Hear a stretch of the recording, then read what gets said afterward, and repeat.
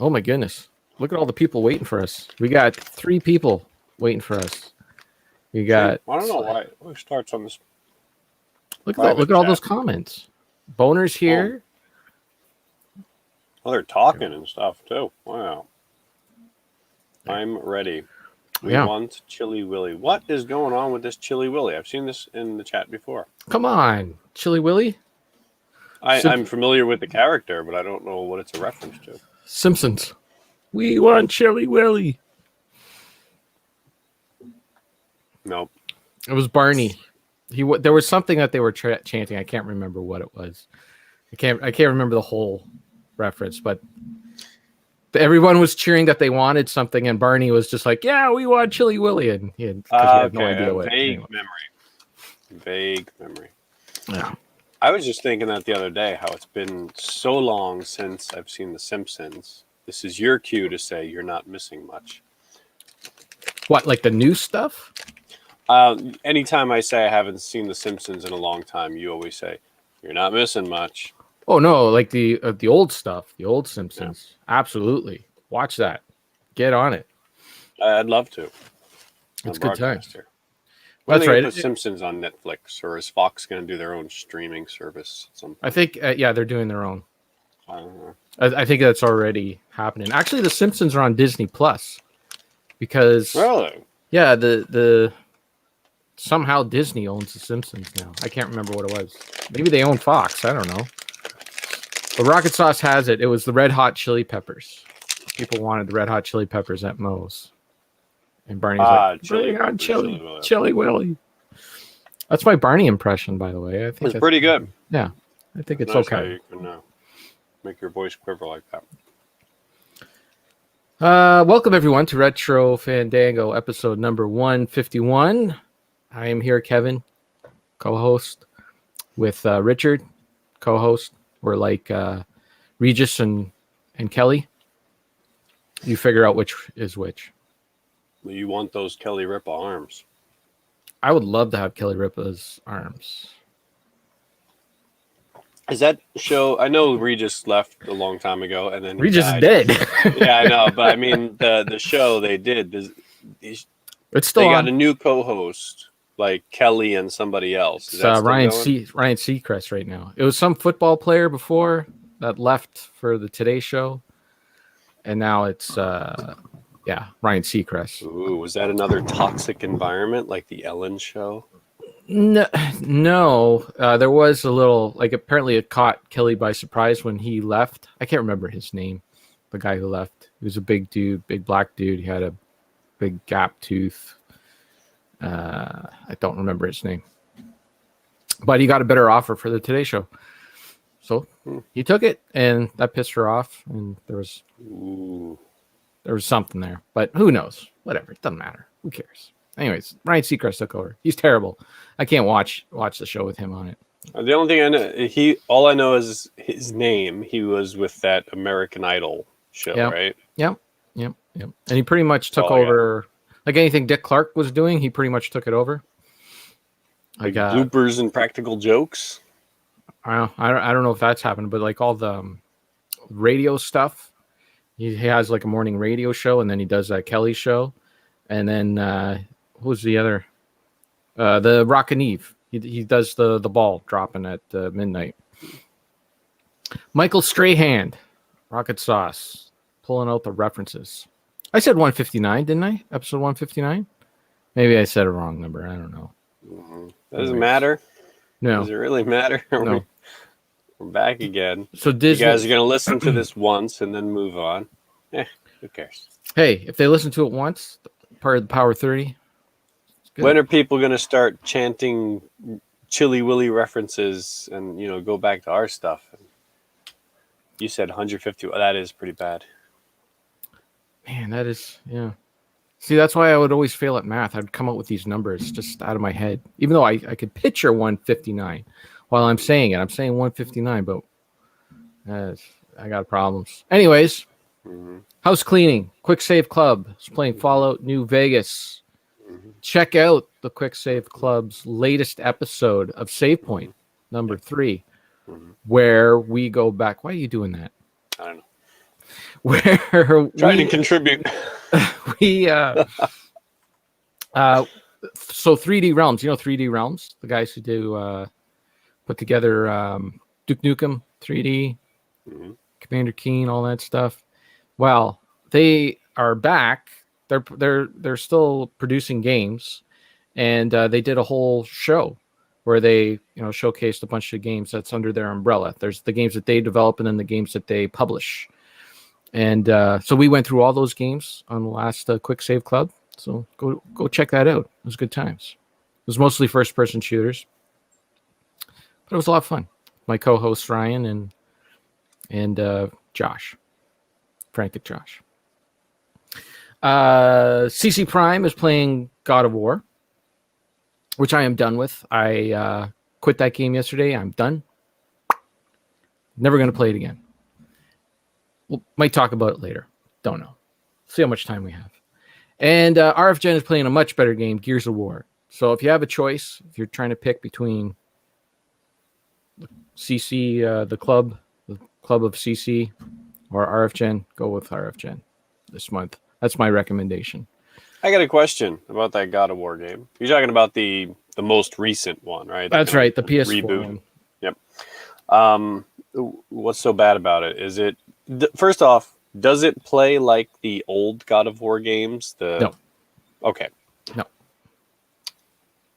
That's it. Why'd they switch up the style so much? Well, this is what I can figure out. Okay, might as well get into. Well, let me do this Fandango stuff, and then we'll get into it. Okay. Okay. September next month. This month we're in September right now. For Fandango, we're watching Stripes, Revenge of the Nerds, and Major League. It's Rocket Sauce will be on for that one, I believe, and maybe Bill. I don't know. Next month, it's Curtis's Revenge. It's all Trolls. Trolls 2, The Troll Hunter, and Ernest Scares Stupid. And in November, big announcement. Rocket Sauce has decided which 3 movies we will be doing for November's Fandango. And they are Stand By Me, Rushmore, and Don't Tell Mom the Babysitter's Dead. No. Have you seen that? I have not. I believe I saw it like back when it came out, maybe when it was first on VHS, and you can get it at Blockbuster. I really don't remember much. If I have seen it, I don't remember it at all. So I don't think I have seen it. I'm kind of confusing it a little bit with Adventures in Babysitting. Oh, that's good times. That's a good movie, but I wouldn't say that's a coming of age movie. That's just a comedy. I don't know. Both of them are very fuzzy memories, like Chili Willy. Well, Stand By Me is fantastic. That should be the last movie we do. We should go out on a high note. And Rushmore is pretty darn good too, but I have not watched that since the 90s, since it first came out. I remember liking it a lot though. So it will be an interesting episode. Okay, God of War. Doesn't play anything like the previous games. All modern games suck. Just give me my retro. Actually, you know what, Duke? If Duke was to play like the original God of War, I think he would have a lot of fun with that because that's just running around. It's like a beat 'em up almost. You're just doing the moves and stuff. It was fun at first. I got tired of that quick. Yeah, well, I think that first game had a nice it ended and had a nice story and it was finished, and then they just kept making them and it didn't really make sense. And Kratos' character kind of grates on your nerves after a while. I think he was fine for an 8-hour campaign and he got his revenge and all that. Spoiler alert for the original God of War, but he gets his revenge and all that, and then he's still angry for some reason at the second game. Then at the second game you make it all the way to Zeus, and then Zeus knocks you down, and then the third game is getting all the way back up to Zeus. It's the exact same game. So there are problems with that original series, don't get me wrong. But even if you take that original series and throw it out the window, just forget all about it. Just focus on this PS4 God of War. It's not a very good game. I'm sorry. It looks nice. It is a pretty game. They cheat, though. They absolutely cheat at getting it to look so good. And that is by only giving you a small window to look through. So the camera is always behind Kratos. You're always like looking behind Kratos and you got this tunnel vision. You're always looking forward at this. You can't look around. Resident Evil 4 style. Yeah, but Resident Evil 4 was a little bit further back. Like you could see, you could see a lot more around you. The field of vision or field of view, I guess it's called, is you could see a lot more, right? Whereas this is like very narrow. Like you only got so much of so much to the point where there was these guys that are attacking Kratos and you got to fight them and that. And there'd be like 3 guys. All right, go up and I'd like corner one of them and I'd take him out. And then I'd turn around and there'd be like, 5 more guys. I'm like, where are these guys coming from? So you fight 2 more and they turn around. There's more guys. Like, how many of these do I have to take out? And I did that about 4 or 5 times. And then I realized that the guy that glows a little more, that's a little more glowy, he's actually spawning in guys. And I have to take him out first. But I couldn't see that because I got tunnel vision. I can't see what's going on around me. I'm just looking forward like this. So that's how they got the game to look so good and run on the PS4. Because if you only have to render that little square, and not have to render everything at the same time, you can get away with a lot more. Don't run away, Melissa. You won't spoil too much. Oh, you're losing listeners. Melissa, you're not missing a damn thing. You're fine. Yeah. Go play that Animal Crossing and have a good time. You don't need to play this thing. And then the pacing is just way off. Like the story is supposed to be the greatest thing about this game. The story doesn't make any sense, right? So Kratos' wife dies. This happens at the beginning of the game, so it's not a spoiler. So Kratos' wife dies. He's got this little boy, and her dying wish is to have her ashes spread at the top of this mountain, and that's what they're going to go do. They're going to take the wife's ashes. They're going to go to the top of the mountain. They're going to dump these ashes. But the road to get there is so dangerous. Kratos has to fight off all these guys and kill all these dudes. And so her dying wish, his wife who loves him and loves her son, her dying wish is to put her husband and son in great peril so they can do something inconsequential that's not going to mean anything to her because she's dead. So the story does not make any sense. Fine. If we want to look past that, fine. Okay. Then, the story goes, they want you to overlook that detail, and then it goes into crazy detail about the most inconsequential things. Like, you get into this area, and this is your hub where you can fast travel. You can fast travel anywhere on the world, right? Go anywhere, fast travel. It goes into detail. Like, you just say, I get it, fast travel. I play games. I know what fast travel is. There's this witch who's showing you stuff. She's going into great detail about the backstory of this fast travel and how it's put together and all this. I'm sitting there for like 5 minutes, just like, okay, let's get on with it. I get it. It's fast travel. I understand it. But any sort of plot hole, let's just skate across that and not even go into detail. So there's these dwarf guys, and these dwarf guys, they fix your armor and stuff. You can upgrade in that. And there's 2 of them. And sometimes you run into one guy and sometimes you run into the other guy. And this game is fairly linear. You're just moving from one point to the next point to the next point. So you get to this one part. There's this big cloud that's in the way of the mountain. You can't get to the mountain because of this cloud. So you got to find all this way around. So you go all around. You're taking your son with you. You're making these light bridges and that so you can get across to these areas and that. And you talk to the dwarf guy before you went through this stuff. You get through all that stuff, and there's the dwarf guy again. It's like, how are you here? And the guy even said, Kratos even says, how are you here? And the guy says, well, I'm a dwarf, and dwarf have ways of getting around this world that you don't. And Kratos is just like, oh, okay. I mean, you wouldn't want to maybe investigate that a little bit? I don't know, maybe there is something I can get through or something like that. Or maybe the dwarf guy can bring the ashes up to the top of the mountain or something. You don't want to investigate that a little bit? No, just gloss over that plot hole. Forget about it. Don't worry about it. Just keep moving on. It's just a game, right? I understand that, but, it doesn't have very good characters. Kratos is the big deal was that Kratos was angry, and now he's reserved angry. Whoop-de-doo. The son that he has around him is just annoying. All he does is tell you exactly what you just saw. You build a light bridge, and he's like, oh, look, a light bridge. We could cross. I know, I just did it. Or when you're running low on health, oh my God, you got to find some health. Yeah, I know that. Like, I don't need you to tell me that. Like, there was this one point where it was actually pretty good. There was a puzzle in the game, and I'm like, okay, here's a puzzle. So Kratos has this axe that he could throw, and then it comes right back to him, just like it's kind of like Thor's hammer, right? And so there's like these membrane things with these lights in them, and they block your path or something, and you have to like the first one you run into, you just cut it in half. Okay, that's how you get through it. Then it starts getting a little crazier. There's like two, you got to take out two at a time. And then there's this one area where there's like, like a half a dozen of them, and you have to like figure out a way. How am I going to take out all 6 of these so I can get through this area? And it's trial and error. You got to try to figure out ways to do it.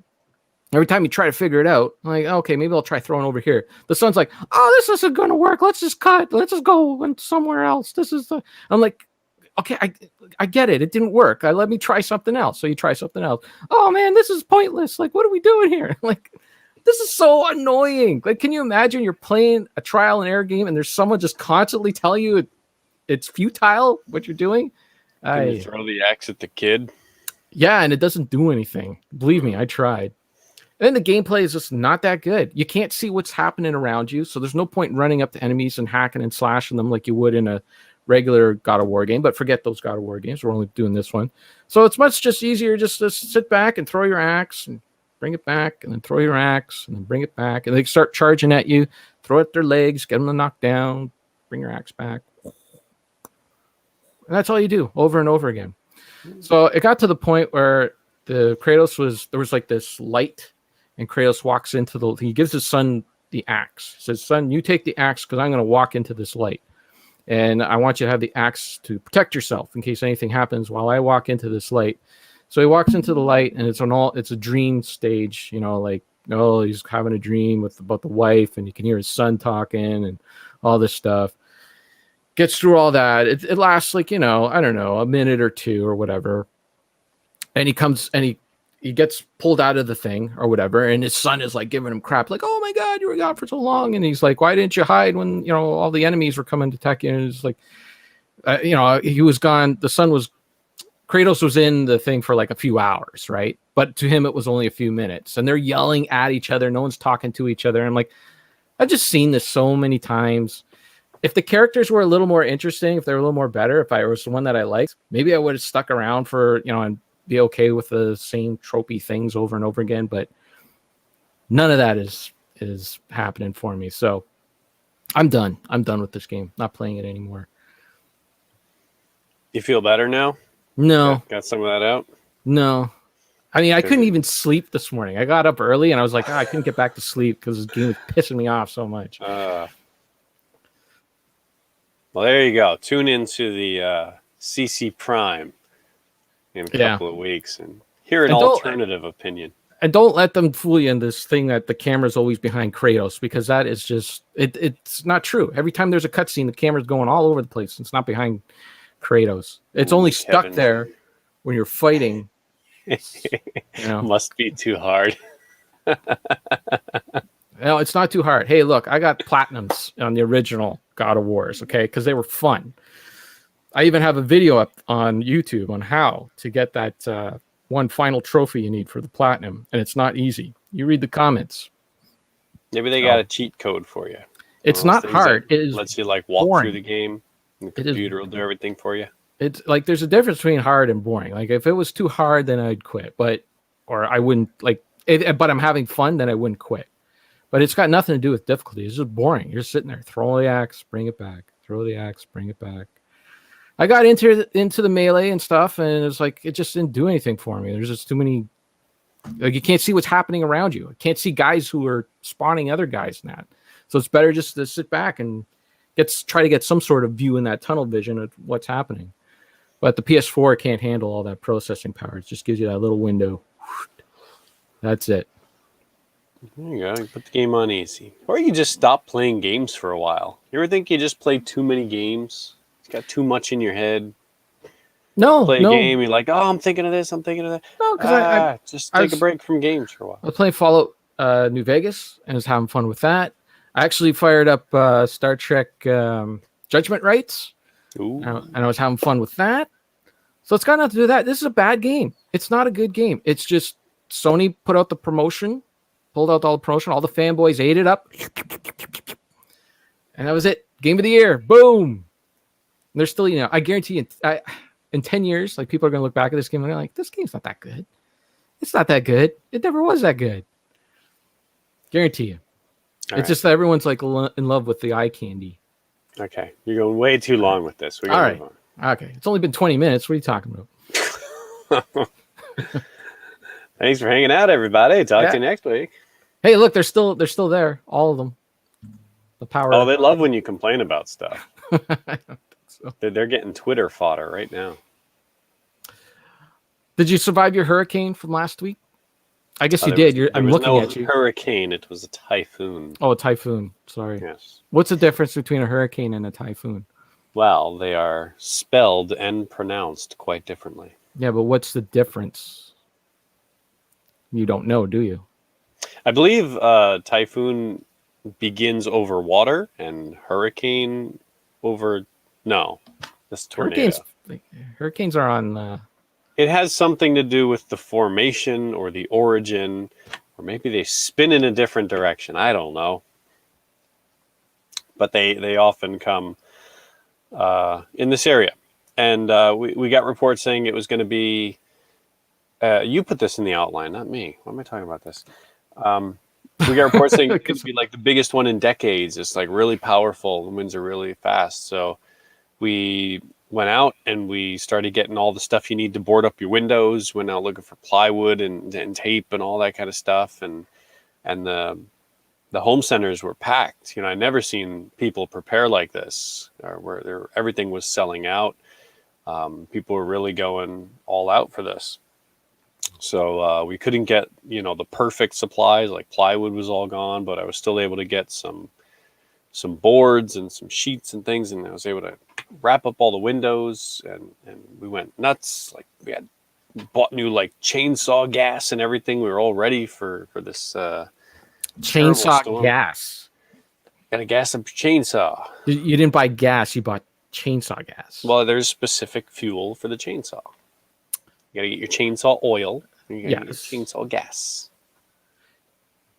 So you buy, so I know, you go to the home center, and there's a section for chainsaws, and then buy the chainsaw, and then there's fuel for your chainsaw, the gasoline that you use in the chainsaw, and there's oil that you put on your chainsaw. Well, we don't have that. I'm not going to buy the gas that says it's not for chainsaws.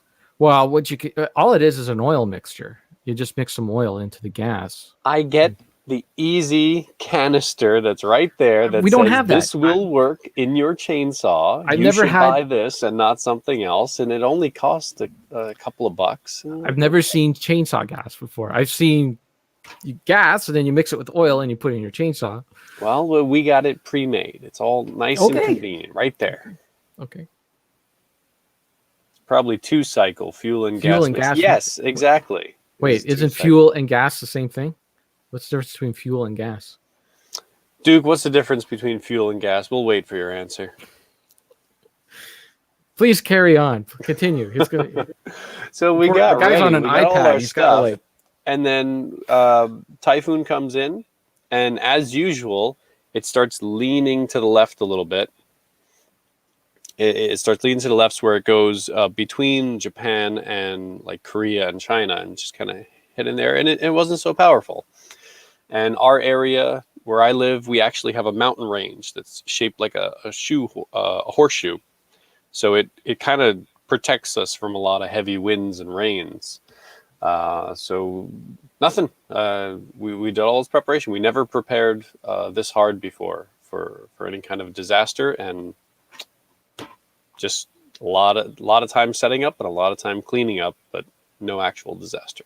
That's the way it is all the time. If you take the time to prepare, you'll be good. If you don't, you're like, it's not a big deal. I spent like a solid 2 days like running around, just boarding up windows everywhere, taking all the stuff that might fly away and packaging it up and making sure we got all our batteries and everything, and even bought some chargers, like emergency chargers for phones and stuff. You got one of them wind radios? I got 3 of them, and we update them every so often. I had one that was just a radio, and then eventually we got one that had cell phone charger adapters. Ooh. But then we looked at that one and realized, oh, these adapters are all old. They don't fit our phones. So we got a new one that has like a USB in. I need one of those. Crank it. I need one of those. Every time I say to Sarah, we should get one. She's like, no, we don't need that. I want one. We got chargers for everything now. Like we got one. We got the one you can use in the car by plugging in the cigarette lighter. We got one. Oh yeah, I got that. You wind up. You got the one that you just charge up and you just plug your USB in and carry it around with you. Yeah, because we had a power failure on Monday. It was the holiday Monday here, and it was. Yeah, I heard about that. Out from 5 a.m. to, I think it came back on at 7 p.m. It was out all day, but I was at work for most of it, so it was mostly Sarah, and Sarah had like, it was a vacation day before the school season started, so she had like, just tons of stuff planned to do and everything, before I'm not around, so she can really party, let her hair down, let it loose, and she was planning on doing a bunch of laundry, but nope. Couldn't do it. No power. You horrible man. That's what you let your wife do on her day off. It's like, yeah, sit there and do the laundry, little woman. She knows she has laundry to do. And when she gets to it is up to her. So if she leaves it all until their day off, that is up to her. Maybe you wake up early one day and you take care of the laundry. I'm not allowed to touch the laundry. She wakes up. She'll see it all nicely folded. I'm not allowed to touch the laundry because apparently I cram too much stuff into the laundry machine. And I don't feel I do because when I wash stuff, it comes out all clean. But she insists that I put too much stuff in it. So you got to leave space. You need space for all that scrubbing and it comes out clean. Action. None of it's dirty. It comes out wet. I don't know. I think it's clean. What do I know? Oy. All right. Oy. Give us your Voxcade update. I just threw this in because I didn't write anything in there. No, but those are the two words you wrote. Voxcade and update. Actually, you updated the... I put some movie stuff in there. That's the main chunk. You do have some movie stuff. All right. Yeah. I just put in there a few weeks back. I said I was going to make it, and I did. I did start like right away, and I made it. I made a nice big giant arcade cabinet, and then after I looked at it, I was like, that's a little too big. So I disassembled the entire thing, took the TV out, and I have been shrinking it. I've been cutting everything down to make it a smaller version, so it's about the same size as the other one I made, and I'm about halfway done. I just I've got to mount the monitor. I've got to finish everything and paint it up, and I ordered the controls, so they're on their way. Cool. That's happening. All right. The big thing I wanted to do with making the two is I will be able to link them. So if I want to do 4-player games. Oh. Nice. Instead of having to make a giant one with like 4 controllers, just right. 2. Nice. So the only problem is the monitor I'm using is not like an old CRT, so it doesn't look that pretty. But I've left it so that I can replace it if I ever find a nice size CRT. I can jam that in there. And the whole family, the whole Vox family will be playing. I will find. That's one of the goals. Is I've never been able to play my Ninja Turtles arcade with 4 players. So it's like it's still in my head. Like something I would love to sit around and play like all 4 turtles on there. If you came to Chicago with us, you would have been. Yeah, if I spent like $5,000, I could live that dream. Yeah, come on. How many quarters would that be? It wasn't any, right? Because you just pay to go in. So I think you had to pay $20 to go in. I can't remember if that was for both of us or just one of us. Hey, you know what else I did while I was messing around with this? I updated a few things on the RetroPie that were bugging me. But like I had never found a good answer, and then finally I just stumbled across the right one. things like Metal Slug. When you put that game on, by default the blood is turned off, and everyone has sweat coming out of them. And I watched a bunch of videos and read a bunch of forum posts about how to do that, and everybody gives you a different answer. And I tried what I thought was everything, and it was like, it never seems to work. I can never get access to that menu. And then I just happened to come across the right one, and it was like, oh, all you got to do is push this button. Oh, there it is. There's the menu. All right. So I was finally able to turn that on, and something that bugged me about the Ninja Turtle arcade game is, I guess this is another one, by default, you get 1 life for a quarter.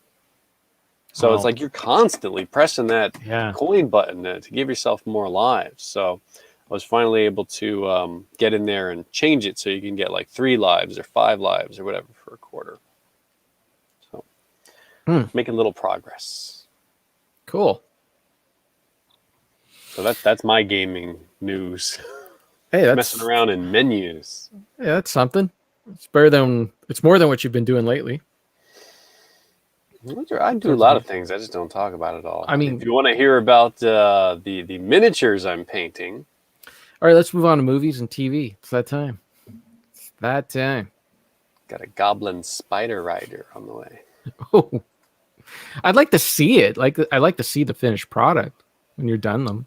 Yeah, I had to put that stuff aside to work on the cabinets. So I'll get back to it. All right. Talk about your movies. Where should I start? Oh, Eep Man. Everyone loves your Eep Man stories. Sure. I watched Eep Man 3 today. It seems like it's become like the Friday thing to do. Like right at the end of my shift, like I got 2 hours left, put on that Eep Man. Oh, the way you end your working time. That's right. Hope that nobody bothers me. Just cross my fingers. Hope that no one bothers me, and I get through an Eep Man. And you hear that, Duke? Next time you're out on assignment, fixing somebody's wires, just I know a movie. Listen, I can't complain You're on the clock. I can't complain about my job. I can't. I just can't. As boring and soulless as it is, I can't complain because there are days like Friday. Nobody bothers you on Friday. Everyone's friggin'. They're ready to get out of there. So I watched Eep Man 3. If you remember, Eep Man 1 was the life story of Eep Man, who is the guy who went on to train Bruce Lee. So he's got like the best kung fu, and he was a real life guy. He was a guy that really existed in Hong Kong, and he grew up during the Depression and the war and all that stuff. So that was the first movie. It was his life story. It ended with him like, is he possibly going to train Bruce Lee or not? I don't know. We'll find out. And then the next movie comes on, and the next movie was like, what are you going to do? Like it already told his entire life story. Like what's there left to say? So they kind of just made up like this Rocky story, and it was this, this British guy, because Hong Kong was a British colony there, and they call them the foreign devils. Anyone who's white is a foreign devil. And they were mean pricks. The British were mean pricks to them. So that's what they showed in that movie. And he gets to fight with a boxer. Where do you go? Like you did the life story. You did a Rocky movie. Now where do you go with that? Well, now it's basically Eep Man versus Mike Tyson. So why not? Yeah, all right. I was waiting for this one. Why not have him fight Mike Tyson? This movie. That's what they did with the Rocky movies. Like, all right, you got an interesting character movie here. Like, all right, we'll do come back for revenge. We got a little more story we can pull out. Hey, Mike Tyson, he's popular. Yeah. Tokujo's right. Eep Man 2 is Rocky 4. It's like the same, like two nationalities coming together. And he was the English guy. It was British Ivan Drago who he was fighting. So yeah, and the three, Ivan Drago. So he does fight Mike Tyson, but it's all wedged in. The story is just mishmashed from a whole bunch of different sources. So the threads are coming undone in the series. It's starting to get a little crazy and wacky, but his wife from the first movie on has been kind of annoying. She's been like this very cliched wife of the action star character, where she doesn't understand what he's doing, and then at the end of the movie she comes to realize, oh, he's Ip Man and he's really important to people and I should support him. And that's been her that's been her arc for the past 2 movies, the exact same thing. So in this one they went, I guess in real life his wife died of cancer in 1960, and they went there with this movie. Ooh. And let me tell you, as cheesy and corny and dumb as this movie was at sometimes, it was really heartbreaking to hear their story, because they were like, really in love. You had the 2 small kids and all that, and I might have got a little verklempt at the end of the movie. I might have had to get a glass of water or something. But I did enjoy it. It was a lot of fun. Again, he's running a school. There's another guy that wants to run a school. There's this some sort of company. I don't know what they do. It's some sort of industrial company or something like that. And they want to take over the land that this school is on. So they start, creating some trouble for the schoolmaster, start to beat him up a little bit. And then, Ip Man scares them off. And then they find out who Ip Man was. And then they find out who his son is. They trick Ip Man to go off and do something for a bit while they kidnap his son, among other kids. So they're holding his son at this complex that's just full of workers and all the goons and all that. And you think Ip Man would go call the police to get his son, to save his son? Nope. Ip Man just grabs a big pole and just starts walking over to the complex, and he's surrounded by all the goons, and then they call all the workers. So there's hundreds of guys around Ip Man, and all Ip Man has is a pole.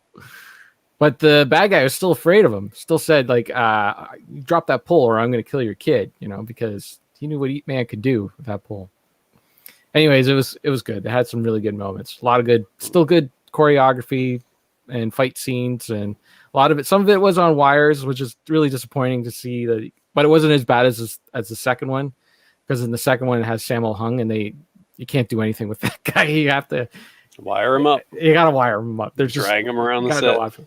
So there's a little bit of that in this movie, but not too much. But it was still a good movie. Did Mike Tyson do a lot of acting, or was he just kind of standing there being the muscle guy? No, it was all cringe, terrible. He's a terrible actor. I don't like Mike Tyson personally. Okay, so take that. I think I got nothing good to say about that guy. He was a friggin' rapist, and just a terrible person. Hear how he treats other people and all that. And I've watched some things where they talk about how they made him into a killer. It's just how he they put all that stuff in his head to make him angry and want to fight other people, to make him the best fighter and all that. But still, you got to take some personal responsibility. I don't let him slide on that stuff. So personally, I don't like him. If I ran into him, I just wouldn't say anything to him. I just keep moving because I don't want to get into a fight with him or anything. But there's no such thing as getting into a fight with. Yeah, Mike I don't want to Tyson. get punched out. Being knocked unconscious. Your skull fractured. But I don't know. It was still a good movie. And the Mike Tyson stuff was just kind of wedged in. Ooh, that movie. Rocket Sauce defending the Tyson. No proof about what? Oh. No proof about what? He went to jail. He was convicted. There's no. He was convicted. He was a guilty man. They had to have proof to convict him. It's not accusations. So. He's featured in a very good game. That's all I can say. Yeah, sure. Yeah, that game's fine. I got no problem with that game. You beat him up in that game, so no problem with that. So. Okay. So take it with a grain of salt. But his acting was, I thought his acting was terrible, and he was terrible in the movie, and it was just kind of a wedged in thing, anyway. So. Yeah. No, he didn't go for jail for taxes. He went to jail for the Robin stuff. What's her name? Robin Givens. Anyways, that was Ip Man 3. And there's another one? There's an Ip Man 4. I'm going to watch that next week. So are there plans for any future Ip Man installments? Is this stuff fairly recent? I don't know. I'm going to watch 4. Well, this one was 2015. So Ip Man 4 was sometime between 2015 and now. I think it just came out, actually. I think it came out 2019. Okay, year. so you might have more Eat Man in your future down the line. Maybe. Who's the actor? Donnie Yen. Donnie Yen. And he's in a Star Wars. Are you going to watch the Star Wars so you can see Eat Man Star Wars? He's in the Star Wars? Isn't he in one of them Star Wars movies? I saw that he was in Mulan, the live action Mulan. Yeah. Oh, that's the one that everyone hates because they're making you pay to watch it or something? Go figure. Disney makes you pay to watch a movie. I mean, how dare they? Rogue One. There you go. He was in Rogue One. Oh, I did. I watched that. I don't remember a minute. Eat Man Star Wars. It wasn't a good movie. So Eat Man in Space. Dean is here. And Retro Nonsense. Oh, there's Dean. Hey. Duke watched 1 and 2 of Eat Man. Very good. Watch 3 then. And then watch 4. It's on Netflix. And Toku Joe. Why do I keep calling him Toku Jew? God, Toku Joe, change your name. It's like a tongue twister for me. 4 is meant to be the finale, but there are spin-offs. Okay. Mm-hmm. Okay. There. The blind guy. The bling guy. He was the bling guy in Star Wars. Yeah. Okay, what's your movie? I'll talk about one. Well, I'll say this quickly. I did start finally Uncut Gems. Yeah. It's been on my to watch list for a while, and whenever I have a bunch of movies on my watch list and I'm not sure which one am I going to watch, sometimes I'll pick by time. If I see the shortest one, I'm like, all right, you. Occasionally, I actually have an interest in watching one over the other, but usually I just roll some dice. Like, okay, that's the one. And finally, Uncut Gems came up on the old dice roll. So I started it up. And I was like kind of into it. It was all right. But then it's a long movie. It's like over 2 hours. So yeah, it's not short. I think I got maybe 45 minutes, an hour into it. And then I turned it off for the night, and I just never went back to it. It just wasn't catching me that much. So I didn't really quit on it. It wasn't like, oh, I can't watch this, turn it off. It's not holding my interest very much. A lot of it is, I think, the constant over talking. There's a lot of that in this movie where people are just like talking. Well, that's his character, right? He's always shucking and jiving and trying to talk like Trump does. Yeah, they right? set it up like his life is so busy. He's got so many different things going on. He's got this deal. He's got that deal. He's got to go talk to this guy. He's got to do this and everything. Yeah, and but he's losing control. Everything is just getting out of hand. But also, he's like the guy, with the ball underneath the cups, and he's moving stuff around. Like, he doesn't want people to stop and think and ask questions, and because he's always trying to pull a scheme. Some sort of scheme. It did take me a while to get into the movie, and really the stuff that stayed with me was the ending. I wasn't sure if I was liking it or not until I got a lot further into the movie, but I don't know. I really enjoyed it overall. So yeah. I won't spoil it for you, Dean. Don't worry. But I'm in that. Am I gonna watch this, or am I gonna watch something that I'm a little more excited for? Because I watched Happy Gilmore just this past week. It holds up. Still good times. I'm with you, Duke. I watched this because I was told it's not an Adam Sandler, and it's not Adam Sandler comedy. Adam Sandler, like, he doesn't pull that character or that non-character just the way he is. He's actually in a character, I should say, for this movie. Punch Drunk Love was another serious one that he did. I hear people mention that a lot, but I don't know. I'm not interested in seeing him in a romance movie. I thought Duke was a fan of The Wedding Singer. How can you say he never liked Adam Sandler if you like The Wedding Singer? Well, you don't like Mike Tyson, but you like Eat Man 3. Yeah, but it's not a Mike Tyson movie. It's just a movie that he's in. Well, Wedding Singer is an Adam Sandler movie that he's in. No, other elements. Wedding Singer is an Adam Sandler movie. If it was a Mike Tyson movie, I wouldn't watch it. He's just in it. It's a Donnie Yen movie. So, right. What I did watch all the way through, though, was Curse of Chucky. I saw that pop up on the Netflix. So what number is this in the series? Okay, so you had Child's Play 1, 2, 3. Okay. Then they moved into the Super Camp, Bride of Chucky, Seed of Chucky. Then I think the series took a little hiatus, and from what I learned after watching this is Curse of Chucky and then Cult of Chucky were direct to video. They were not theatrical releases, which I was not surprised by, but also surprised by after reading it, because you figure, all right, there's been like 5 Child's Play movies. It's getting kind of old. Just stick them straight to video now. But I watched it, and it's like, it's not perfect, but it sure is entertaining. It gets another pass for me. Really? Yeah. I really enjoyed a lot of the style that went into the movie. It's worth noting that I believe all of the Child's Play movies up until this recent reboot one were all like written, directed by the same guy. Like the guy who created the franchise has been in control for all those movies. That's cool. So when I saw the poster for Curse of Chucky, I thought, this looks a little off. Like it doesn't have the same comedic, fun vibe to it. It looks like they're going for the modern, dark reboot kind of thing.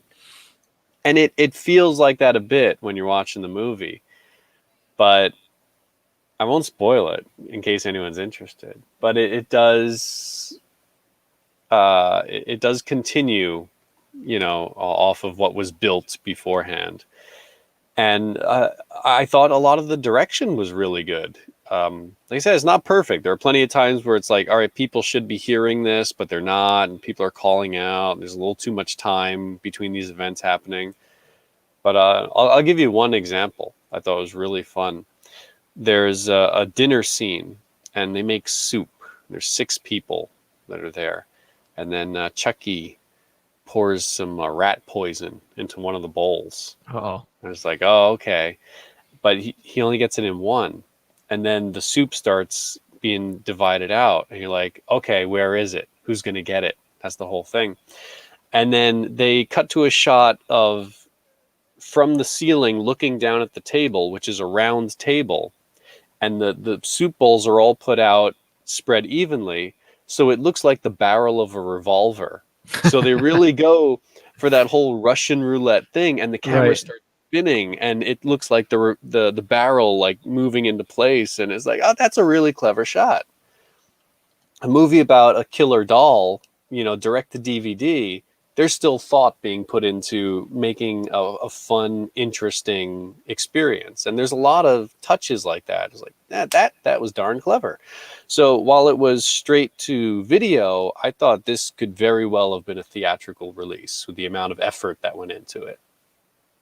So I'm still behind the Chucky series. I'm watching them out of order, and it doesn't really even matter to me. But I'll watch them as I see them. Breaking all sorts of OCD or rules by. I'm just enjoying what I get. Well, I'm gonna have to check out more of that series. I also checked out. Yes. Now this is the big one. Yeah, I couldn't resist. You were told to watch this today, and you already watched it. You got it in you right away. Well, Creepy Josh, posted that he watched Speed Racer. 2008 live action film. Oh, it's live action. There's a lot of CG in this movie. And he said he really enjoyed it. Now, I remember hearing that this film tanked. It was not a successful film. It was not reviewed well. I don't remember it at all. I remember it specifically because I believe it was the Matrix people that were behind it. The brothers? Those brothers? Yeah. Is it the Wachowskis? I think they're sisters now, though, or something, right? Didn't they have sex changes? I have no idea what their family makeup is. I don't know. No, I think they had sex changes. Or one of them did, anyways. What? Had a sex change. I don't know. And it's a she now, so it's a brother and a sister. I think. Yeah, see, Duke's Hut. They're sisters now. All right, if Duke says it, I believe it. Or I don't know if they both had Reanimator. I would like to watch Reanimator. There's a sequel to that also, isn't there? Reanimator, Reanimated. Both girls. Yeah, Lana Tchaikovsky, formerly known as Larry Tchaikovsky, and Lily Tchaikovsky, formerly known as Andy Tchaikovsky, are American film directors. Boy, they do everything together, huh? The sisters are both trans women. See? I don't make things up. Okay. So Speed Racer. Yeah, I turned it on. And yeah. Boy, you want to throw up right away. Whoa. I do not recommend watching this movie with a big 4K TV because I was getting nauseous right away. It starts out, and it's based on the old anime Speed Racer, which everyone knows. And they make it look like a cartoon. It's very colorful, very bright, lots of craziness. And the world they live in is kind of extreme and out there because they got these fancy high-tech race cars. So everything, like the normal streets and cars, all look crazy. But it starts off with a big race. And then as they're going through the race, they flash back for about 15 minutes. There's constant flashback through this scene of Speed Racer's past and his brother and what's going on. And it's cartoon style where people are panning across, like someone's talking, but their head's going across the screen and things are moving around and the racetrack's like an F-Zero, flip the loopy things and all this. And I was getting so sick, just visually, it's too intense for me. And the story itself was, I don't know, nothing to grab onto. So I was determined to make it through that first scene. I was just waiting, when is this race going to be over? When are they going to stop doing all these flashbacks? And it took about 15 minutes for that first scene to end. And I was like, okay, I just physically cannot watch this anymore. So I don't know. Maybe the film itself is enjoyable as a long stretch, but I can't imagine getting through that visual assault of images and colors and movement. So sorry, Josh. Your eyes are stronger than mine. There's got to be a balance with those flashbacks. To me, a flashback should only be a couple of minutes, so you don't forget what's going, where you were. Well, nothing had been going on yet. It's instead of doing the flashbacks, just maybe start with that story, or you don't always need a flashback. Or 89 Batman started with Batman. They told some of the stuff later with a flashback, but you don't have to do that whole long build-up of to get everybody up to speed. Just start the story. Or the only other way to do a flashback is the whole movie's a flashback. You start off in the present day, something's happening, action. Then you can go back in time, tell all the backstory, and then you catch up at the end of the movie. Well, there's a certain pacing that you can get through a flashback nicely. A lot of films try to do it so quick, just get all this information in there. We need all of this, and just cram it in there. And it just feels too much. It feels like that exposition time. You just, all right, we got to hear all the backstory. You can do it nicely as Star Wars. Do the crawl. There you go. That's what you need to know. Start the movie. You don't even need to read that crawl. You just get it. If you did not have the Star Wars crawl and you just started with the cruiser coming by and then the Star Destroyer, I got it. Yeah, pretty sure as a kid I didn't read that. I didn't read it. No, I didn't. I couldn't read yet. I don't think when is it going to start? Boom, boom, boom. All right, I'm in. Exactly. Well, I watched. Speaking of that. And we talked, Sarah and I actually talked, after we finished watching this movie, we talked about if this movie would be, if it came out today, how it would be just all, like you're saying, just be constant, visual noise and drum beats and, it's just a crazy soundtrack and all that. I watched a movie from the 70s called Day of the Jackyl. And it's based on true events that happened in France. France lost, or they didn't really lose a war in Algeria. They colonized Algeria, and Algeria wanted its independence, and they were fighting a war in there. And France elected a president that was going to just take them out of Algeria and just say, let them have it. We're going to do our own thing. And so they do their own. So that's what happens. And now, like, there's this resistance that wants to kill the president. So they actually hire a British guy because everyone knows like what all the French guys look like that's left in the resistance. You know, so many guys have been captured in that. There's only about a half a dozen of them. And they can't go and walk out in public. Everyone knows their likeness in that. So they hire a British guy to come in and take out the president, an assassin, if you will. And the entire movie is a slow burn. It's a 2-hour and 25-minute movie.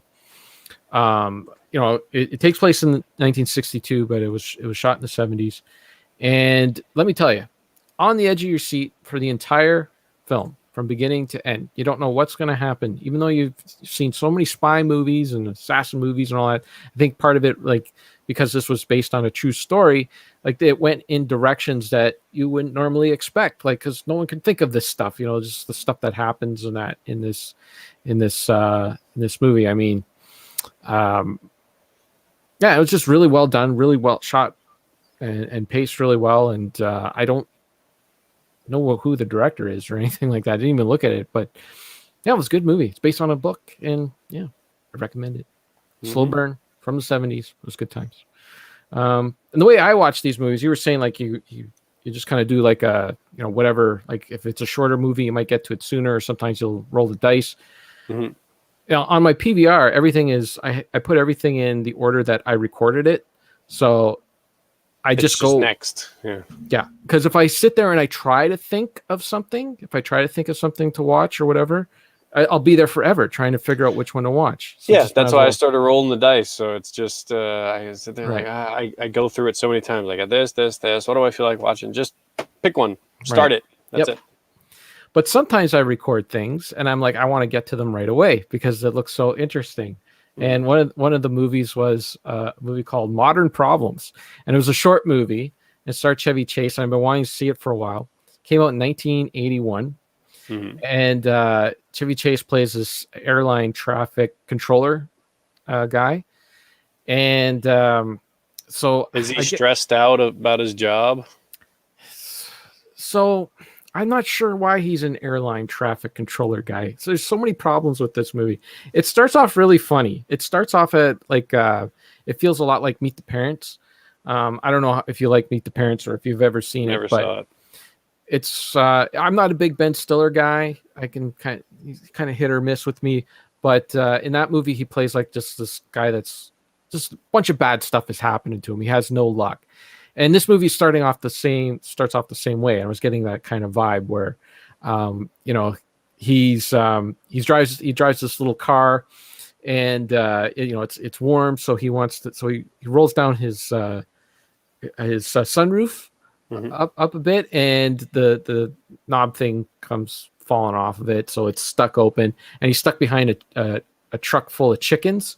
So then all these feathers start coming flying into his car, and he's trying to roll the thing back up. It's not working. And then it starts raining. So he's like just full of, wet feathers, wet chicken feathers. It's pretty funny. I was like, oh man, this guy can't have any luck.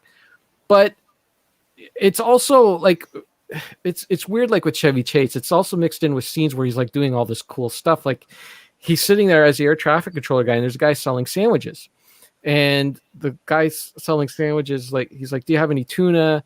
The guy's like, oh, I got one here. It's $3.50. And the guy's saying $3.50. And the guy he's mic'd up right in the air traffic controller thing.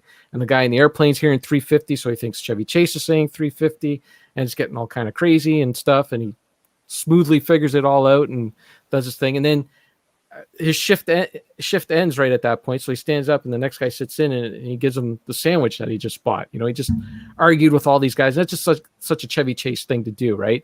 Like you think like he's arguing because he wants the sandwich for himself, but then he gives it to someone else. It's just like it's one of those things you have to see. It's such like a cool move that Chevy Chase would do. So how could he be like cool and stuff, but like he still has like all these weird, awkward problems?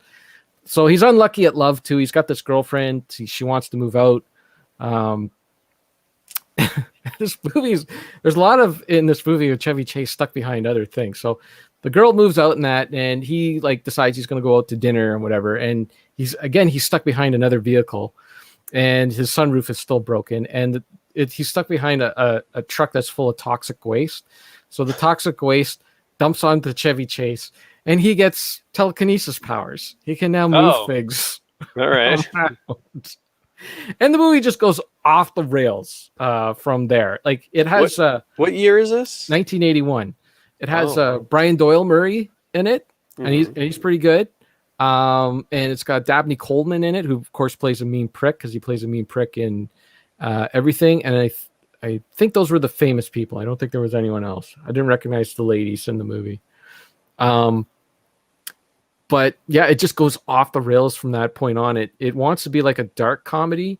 He stays at Brian Doyle Murray's house for a bit, and it's like an exact replica of the Psycho house. Which is funny at first, but then it's like all this zany, weird stuff happens, and I don't know. He gets a little mean with his telekinesis stuff. Like he's pissed off at one guy who's trying to move in on his girlfriend. He's pissed off at Dabney Coleman because he tries to move in on his girlfriend. So he abuses him. Like he's like throwing him against walls and stuff like that. And it's kind of like you want to like the guy, and he's doing like nasty stuff, and you get it. It's trying to be a dark comedy, but it just never really finds its footing. The whole thing never really works. So I don't recommend that one. It started off funny, but not so good. And that was one I wanted to get to right away. Okay, and finally, I'll end on a good movie that I recommend everybody watch. Have you ever seen the movie On the Waterfront? Never even heard of it. Okay. Oh, geez. I could have been a contender. You know that saying? Oh, okay. Yeah, it's Marlon Brando and I'm blanking on his name. Oh, well, anyways, it's a good movie. But anyways, that's not the movie I'm talking about. The movie I'm talking about is called The Face in the Crowd. It's the same team that did On the Waterfront, different actors though. And the next movie they made was Face in the Crowd. This stars Patricia Neal, who was in The Day the Earth Stood Still, the original one. And she's in another movie with Paul Newman. I think I talked about it before. Anyways, she's a really good actress. She's in it. And let me tell you, you wonder why the Andy Griffin Show is called the Andy Griffin Show. Like, who the heck was he before he had that show, right? Like, he just, why would you call it? Well, he was a legit actor in the 50s, and he's in this movie, and he knocks it out of the park, man. He plays this. So a lot of this movie is like very relevant to today because the movie's about this character, Andy Griffin. She's Patricia Neal's like a television producer. This is in the 50s when everything's like still brand new, right? And she discovers this guy who just has like this way of talking and can sing songs and that. And she decides, I'm going to make him, actually she was a radio producer. So it started off on the radio. And she's like, I'm going to put him on the radio and give him a show. So it gives him an hour in the morning. He gets really popular. They start giving him more and more. And then eventually he comes on television, and he has a real command of people. Anything he says, any product that he endorses or whatever, like people go and buy it. They go do these things. They just kind of follow his whatever he says. And he gets a lot of power to the point where like a guy's running for senator, give me a little payola, if you scratch my back, I'll scratch yours kind of thing. And at the time it was like a warning bell, like we got to be careful about like what television can become, because this is very powerful. And it was really ahead of its time.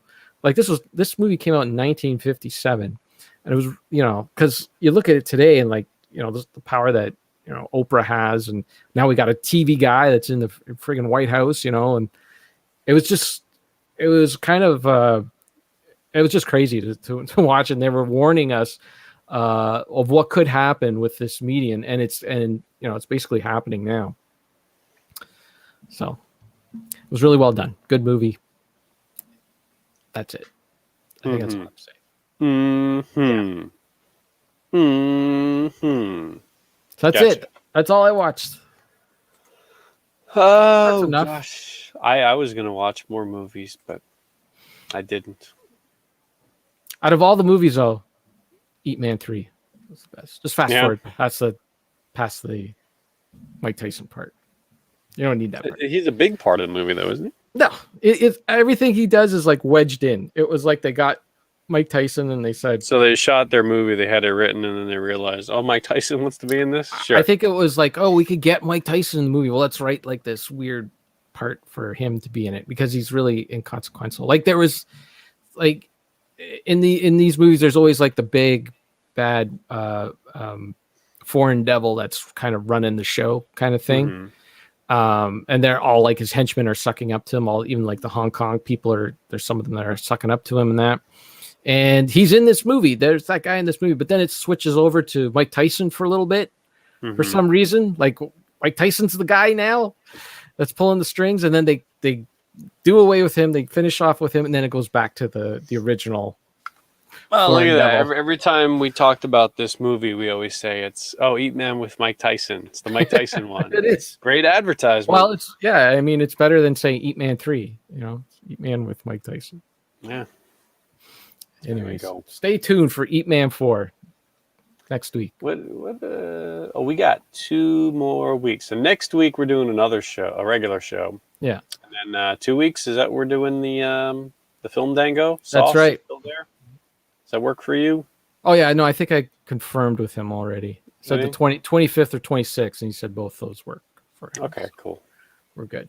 We're good to go. Yep. You Star Wars fanboy. Who's a Star Wars fanboy? Who's he talking about? You said a positive thing about Star Wars earlier. Yeah, when I was 6. It was good times. And then I grew up. How's that? Now you hate it.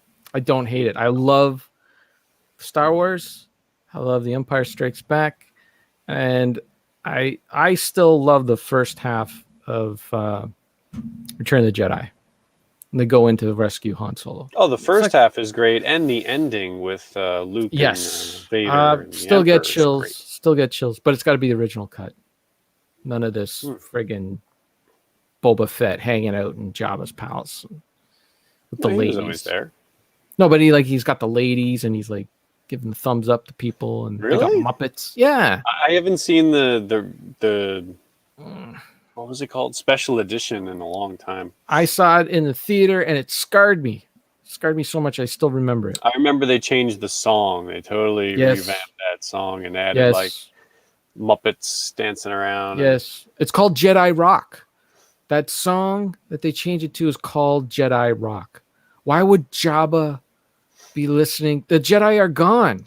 It's because nobody even remembers they're like, you know how people are, they put controversial stuff in their songs. So for the bad guys to be saying like Jedi Rock, nobody even remembers the Jedi.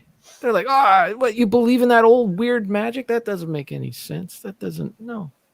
It's like weird references they throw into their music. That's what you do a vinyl show with Bill. You know all about that. Oh, that's coming up later tonight in 2 hours. I heard you're going to record that like in 5 minutes, right? 2 hours. 2 hours from now. Yeah. There's nobody in the chat anymore. They all left. No, I don't blame them, man. They're gone. We started talking about we stopped talking about video games. We started talking about movies. That's it. Yeah. Boom. Gandhi. They were there for the Adam Sandler stuff, and then. By the way, I think we're wearing out all the other podcasts. We're wearing them down because the latest casualty is half of Polykill is gone. Jake left Polykill, so it's only Travis now. And I think he's getting another co-host. But we killed half of Polykill. STC Pod, they don't do a weekly show anymore. It seems like to be like whenever they feel like doing semi-defunct is what Bill said. So yeah, so they're pretty much, got them out of the way. No more weekly. Weekly's gone. I don't think I'm not sure if Pam's still doing her podcast. So we might get popular again just by default. By default, hey. Yeah. Default, I mean, we were default. Right? I mean, you had CC Prime and us. That was it. We were popular because of default. It might happen again. I mean, I'm pretty sure we're the only weekly show left. I don't know if anyone. Do we have a chance at winning the Podcast of the Year award? Hell no. That's never gonna happen. No. Who's gonna get it? The inanimate carbon rod. I just ranted for 20 minutes. Simpsons references, Nana. I just ranted for 20 minutes about God of War to a bunch of Sony fanboys. You think we're going to win Podcast of the Year? Hell no. People want to hear only good things about what they like. So all you got to do is we got to sell out for one episode and just we did that. Talk great about all these things that are popular. We do the Nintendo show, and then that's the one people will remember, and then we can go back to just doing things. We make our money.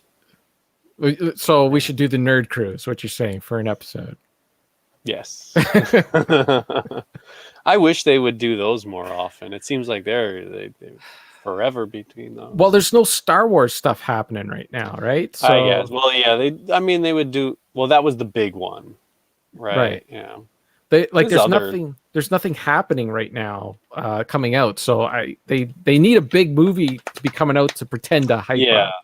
They need the blind faith. Well, that Snyder cut thing. I'm sure there's a lot of people behind that. By the way, did you see their argument with William Shatner from a few weeks ago? Did you watch any of that? I saw the video explaining the Twitter. Yeah, that's all thing. I watched too. Yeah.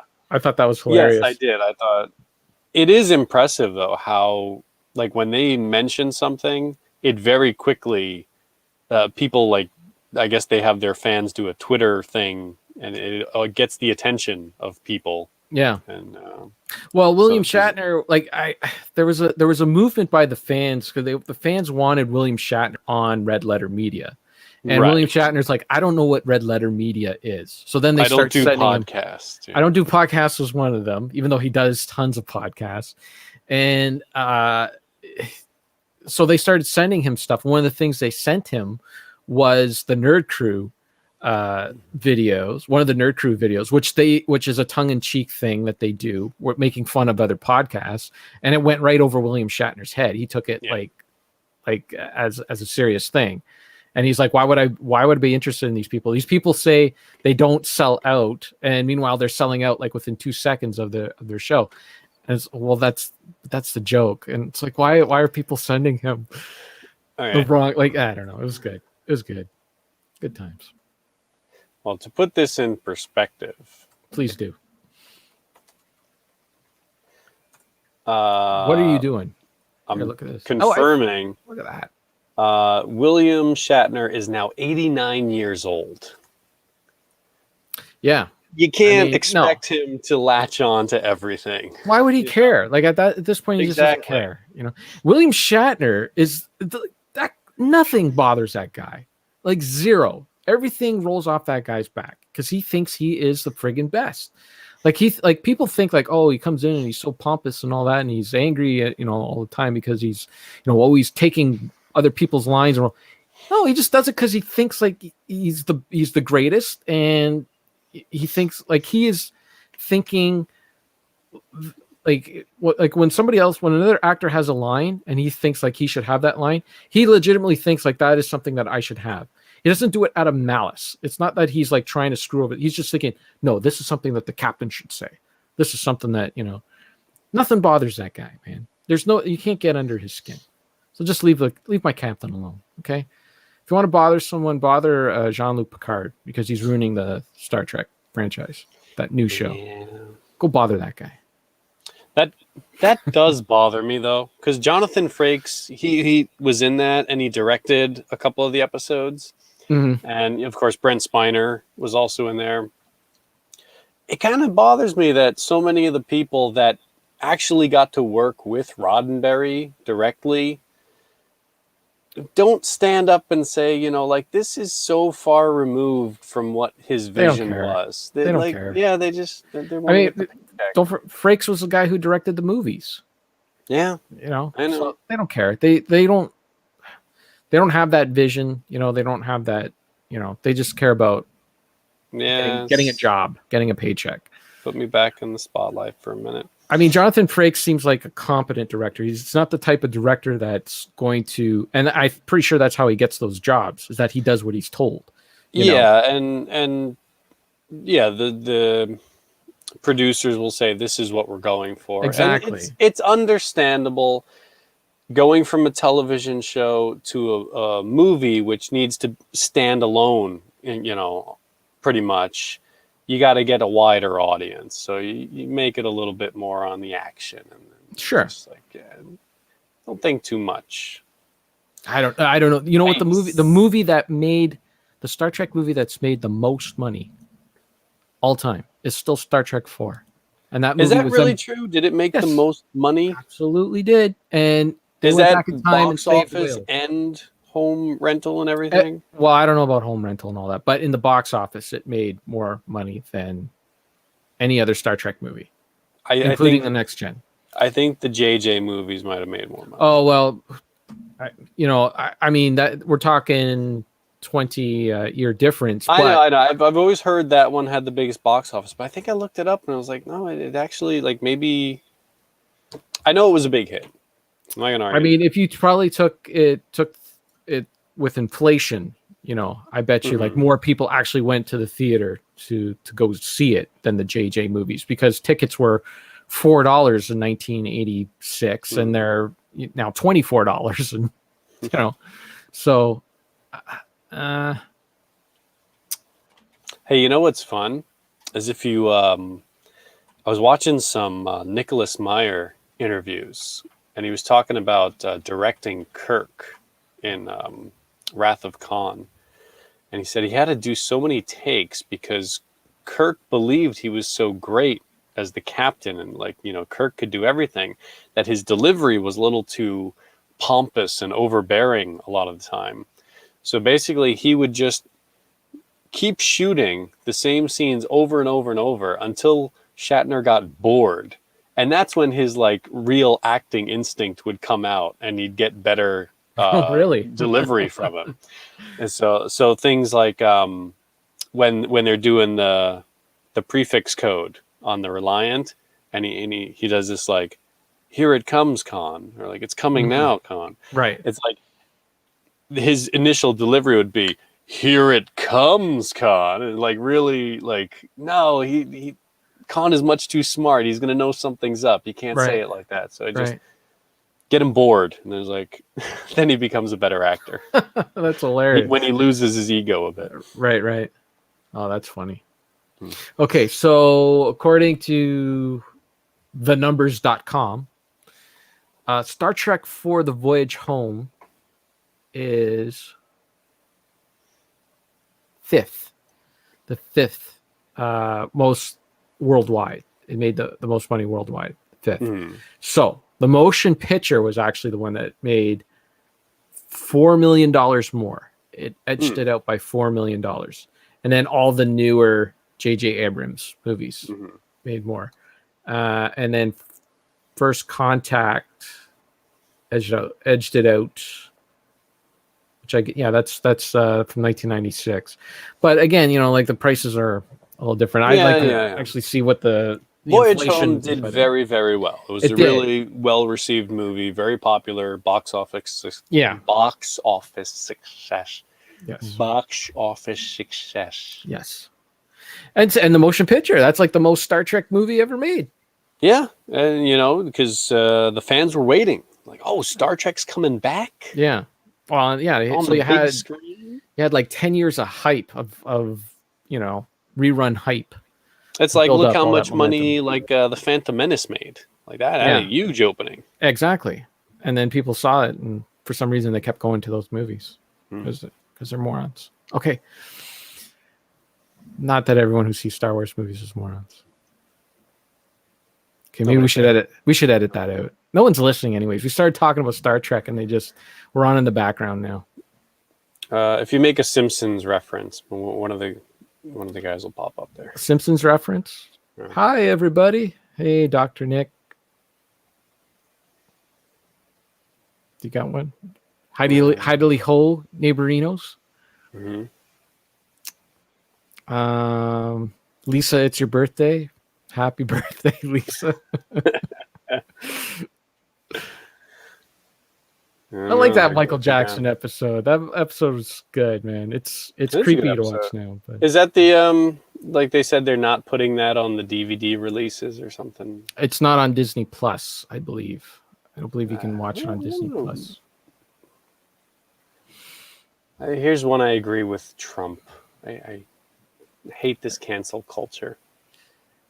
You know, even though he doesn't believe what he says and he's completely guilty of it himself. I don't know if that's canceled. Well, maybe it is. I don't know. Whatever. It's an episode that was done. There's absolutely nothing in there that needs to be censored. It's just people. We don't want to be associated with this person. Well, I mean, he gets he gets money, right? I mean, his estate gets money every time they have that episode. Yeah. That's right. And Rockets. See, we talked about the Simpsons. Everyone's Monorail, stupid sexy Flanders. That's right. That's Michael Jackson did do the voice. It has been confirmed. Yeah, he's right. Yeah, no, you're right. Both of you are right. Both of you are right. Mm-hmm. Michael Jackson did the voice, but he got someone in to do the songs. That's according to the commentary on that episode. All right. Fun fact. Last minute and they got his voice doubled. I don't know why this is such a big controversial thing. Why hide the fact? I heard from the producer saying that they did have him, and he did. No, they did. They did. He did the voice. He didn't do the singing. It was because the songs that he sung, he got an impersonator in to do the songs. Okay. And I agree. I don't think that episode should have been taken out. Like, I mean, there isn't anything wrong with it, but I guess that they don't want to give him any money. Maybe they felt weird and awkward because there was stuff out there, man. You watch that Oprah thing, man, and it's not good times. So I understand their position. I understand why they don't want to have it there. I get it. I think cancel culture is overrated. Like, there's some things that just shouldn't. Just let's get rid of it. We don't need it. I'm fine with it. All right. Follow Retro Fandango on Twitter at @retro_Fandango. Get a boner with Retro Fandango. He's in the chat. And go check out our Discord. We had a lot of time between posts on Discord this week. But there were posts. So there. Sure. Yep. Homer Goes to New York episode, isn't it? Oh, because of the Twin Towers. That's it. Right. Was that the one? He goes to the toilet. He goes back and forth between them to go to the toilet. Oh, is that what it was? There's nothing like he's, disrespecting the World Trade Center or anything like that. Yeah, they're just not on Disney Plus. That's the other thing too, right? The whole thing with the cancel culture, like, stuff isn't canceled. It's just not on Disney Plus, right? Mm-hmm. Like, it's not like as if you can't go get the episode on the DVD or whatever. It's just not on Disney Plus. Mm-hmm. Same thing with that Gone with the Wind. Everyone's like, oh my God, Gone with the Wind. They canceled Gone with the Wind. No, it's just not on that service anymore. Well, they put it back with a little disclaimer saying, look, this is how things were at the time and perspectives have changed. And you watch that movie, and if you watch that movie, you can't understand why a streaming service would want to put that little disclaimer at the top. You got some problems. I mean, got some problems. All right, that's it. We got all political at the end. It's good times. Any more things we want to talk about? That's it. I'd like to talk about Calvin and Hobbes someday. That was good times, man. I got my. I got one right here. Here's a Calvin and Hobbes. I have that one. I really want to get more. I've got a half a dozen of them or so here. I think I'm only missing one or two books. I've got there's Treasure Everywhere. Yeah, I got that one. Sunday Pages, 85 to 95. Something Under the Bed is Drooling. Yes, I got that one. Revenge of the Babysat. Attack of the Deranged Mutant Killer Monster Snow Goons. Mm-hmm. I think I have those. The Authoritative, Calvin and Hobbes. The one that's just Calvin and Hobbes. Yeah, I'm pretty sure. I got my Far Side Gallery, 1, 2, 3, 4. Mm-hmm. I have some Far Side. Prehistory of the Far Side. Oh. Look at the artwork in this. That is incredible. Great. One guy, Bill Watterson. Yeah. Did it all.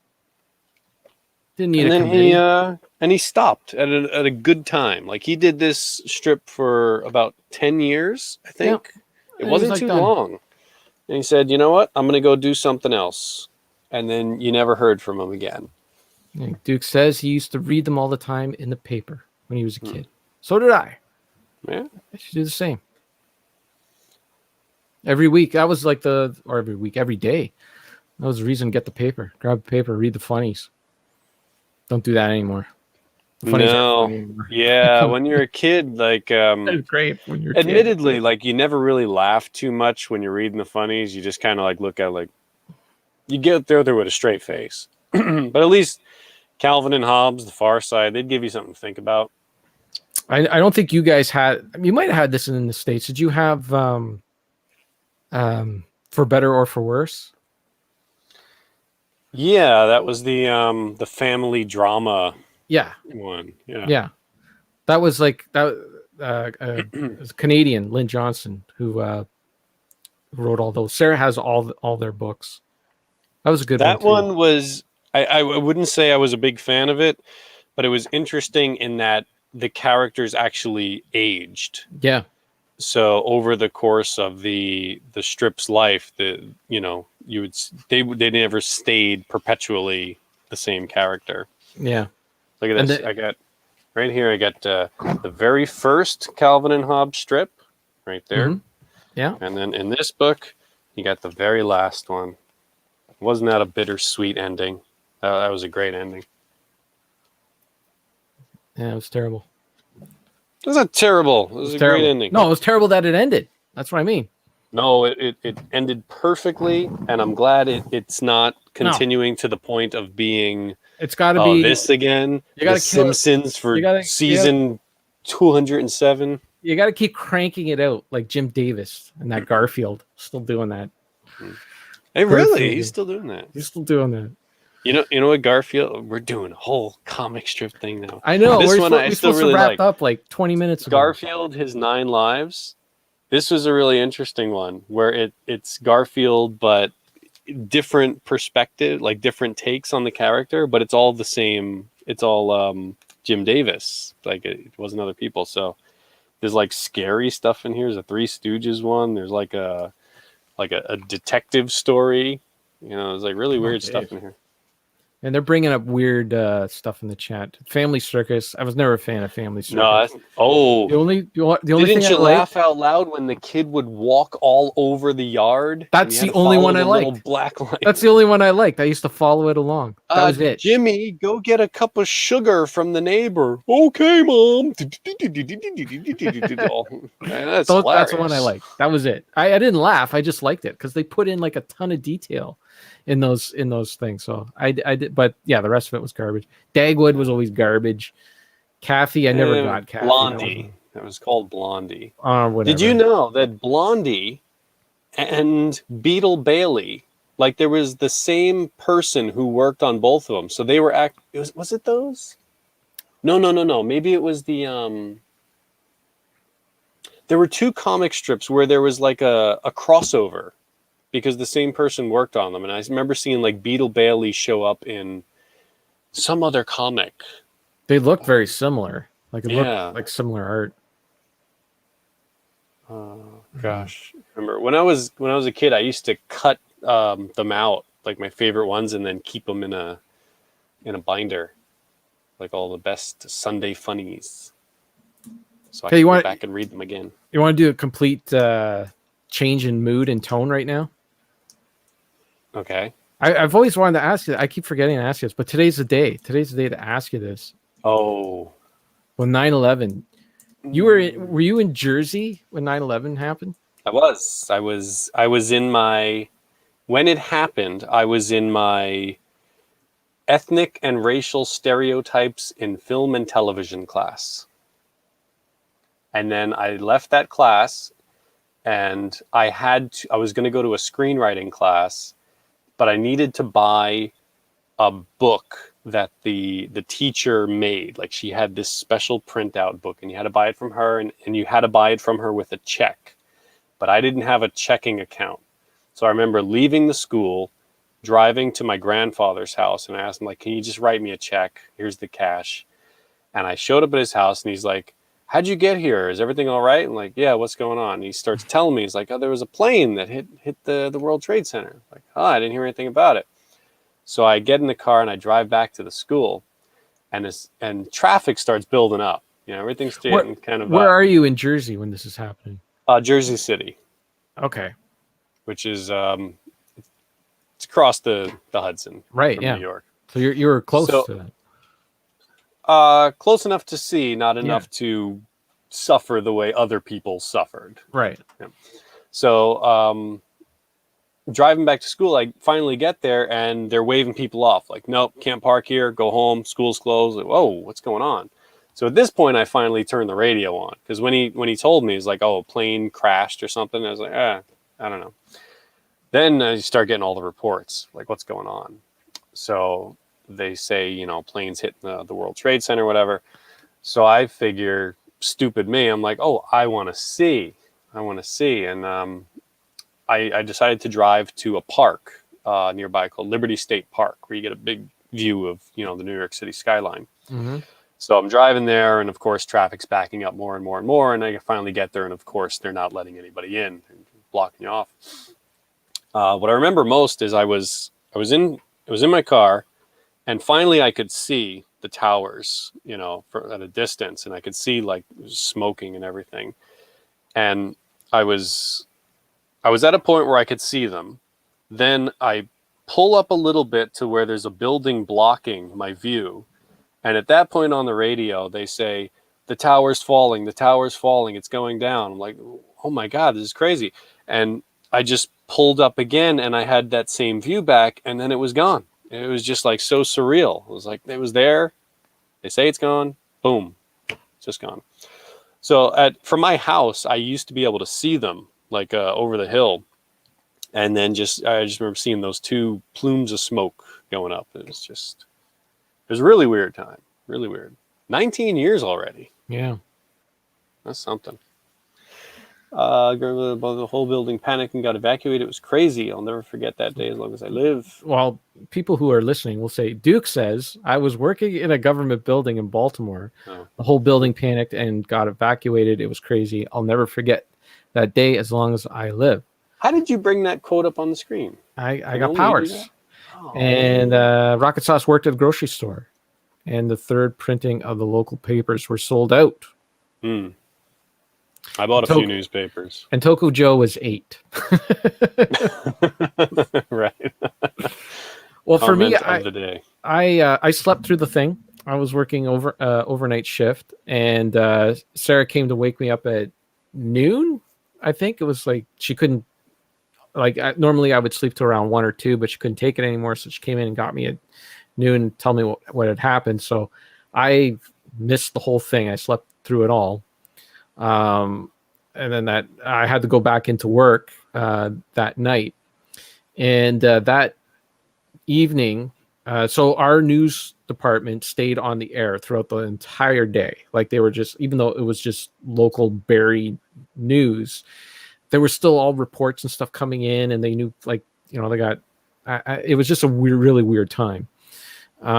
So they couldn't keep going, right? They had to like stop at some point. So they decided to, at 9 p.m.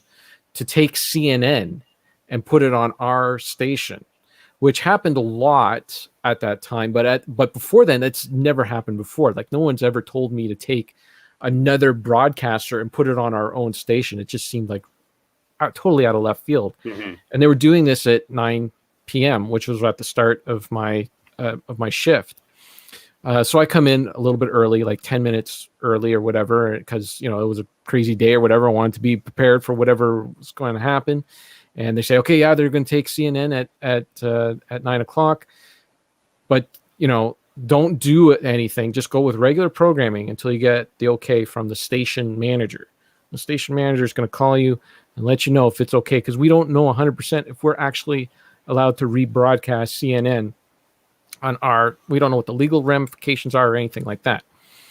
Not that CNN was airing commercials or anything like that, but it was just, you know, just really weird. Somebody else's broadcast, yeah. Right. And we were we bought stuff from CNN to broadcast on our channel during our newscast, but to actually have them take over was totally crazy. Plus, like, where are we getting CNN from? Like it so they put their feed down, their regular where they would usually send us clips and that to put in. That's where they sent their feed. So we're taking it in from there. So 9:00 is coming, and that I think I took over for Bill, and Bill went on his lunch because why hang around, right? Kevin's got it; he'll take care of everything. So Bill leaves, and so I'm sitting there, and I'm like, okay, 9:00's coming, but I'm told not to touch anything until the station manager calls me. So in the meantime, the news director, I can't even remember his whole name, but his name was Bob. I'll throw this guy on the bus because he was a total jerk to me that day. He comes in, and Bob's like starts barking orders at me. Okay, you're gonna take CNN, blah, blah, blah, and all this stuff and all that. And I'm like, okay. I'm not 100% sure if I can do all this, but he's just yelling at him, telling me what I'm going to be doing and all this stuff. And I'm like, okay. And then the phone starts ringing. So he's talking and talking. I'm like, okay, hold on a second. And I grab the phone and I answer the phone. The station manager. She says, "Yep, okay, make CNN, whatever news needs, do the thing. And if they want CNN on at 9:00, put CNN on 9:00. Okay." So I hang up the phone and I said, okay, no problem. We can do it. We'll put CNN on at 9:00. And he looks at me and he's like, "Don't you ever do that to me again." And I'm like, "What? Don't you ever tell me to stop talking and answer the phone while I'm talking." Now I'm I'm 20, whatever, I'm like, just a few years in, and I'm like, this guy that's like way older than me is just yelling at me like this. So I'm like, I just look at him like, who the fuck are you? I answered the phone. It was the station manager to get the okay to do the thing that you need to do. He's like, I don't need the okay from the station manager. And I'm like, well, take it up with the station manager. Meanwhile, I'm on air. Like, I'm actually doing the stuff to, make sure the stuff's all happening. I don't know how I got the wherewithal, because I believe it or not, I'm not very confrontational, and I just started I was like shaking because this guy's yelling at me and stuff. And I was this close to getting the security guard to come in and get him out of the room, right? But somehow I managed to get the CNN up on the air and all that. And this guy just kept barking at me, just kept yelling at me. And at the time I just took it, and then he left that. But if that was me today, oh man, it would be like whole completely other different story. I would have went and complained to absolutely anyone who would freaking listen to me. But that was just a shit show of a day. That was on 9/11, man. 9/11. Well, some people just love to they love to feel stressed about their jobs. It's all about me and the pressure I have. You take it on somebody else. I understand he had a long day and stuff, and it was a crazy day for him and the whole department and that, but jeez, to take it out on me just wasn't because I told him to hold on a second, because I couldn't, and I tried to explain to him, like, look, I can't do what you're telling me to do without the okay from the station manager. Like, I understand you're the news director, but that's all you are, is just the news director. You are in control of news. You're not in control of this television station, but anyways. You need data in there to explain how to be first officer. Yes, absolutely. Things break down over here. You know what? Maybe that's what we'll end the show with that clip. You have got some work cut out for you on how to hype this up and say, hey, you know what? You got to stick around at the end of the show. Not only do we transfer seamlessly from Sunday funnies to 9/11 stories. Yeah. We're ending it with Star Trek clips. That's right. That's all we do. All right. We already did the wrap up, so all we have to say is goodbye. Thanks for watching, everybody. Enjoy some more Star Trek. Hope you enjoyed it.